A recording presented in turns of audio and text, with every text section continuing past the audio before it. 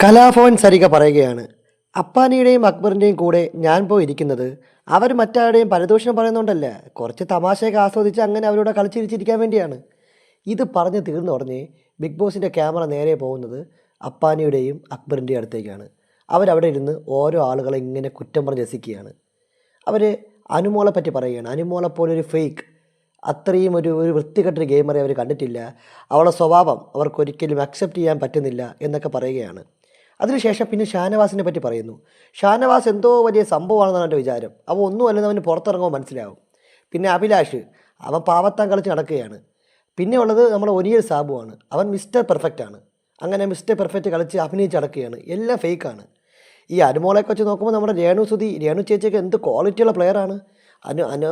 ഈ അനുമോളെക്കാളും വേറെ കൂതറയായിട്ടുള്ള ഗെയിമർ ആ വീട്ടിലില്ല എന്നൊക്കെ രീതിയിൽ അവിടെയുള്ള എല്ലാവരെ പറ്റി അങ്ങോട്ട് മാറിയിരുന്ന് രണ്ട് അണ്ണന്മാരും കൂടി കുറ്റം പറയുന്നൊരു കാഴ്ചയാണ് ബിഗ് ബോസ് നമുക്ക് ലൈവിൽ അവസാനം കാണിച്ചു തന്നത്.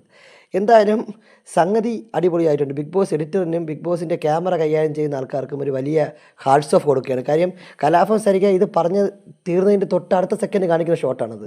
അങ്ങനെ വെച്ച് നോക്കുമ്പോൾ അപ്പാനിയുടെയും അക്ബറിൻ്റെയും യഥാർത്ഥ മുഖം എന്താണെന്ന് പ്രേക്ഷകർക്ക് കുറച്ചും കൂടി വ്യക്തമായ ഒരു കോമഡി രീതിയിൽ മനസ്സിലാവാനുള്ള ഒരു സാഹചര്യം കൂടി അങ്ങനെ ഒരുങ്ങി എന്ന് വേണമെങ്കിൽ പറയാം.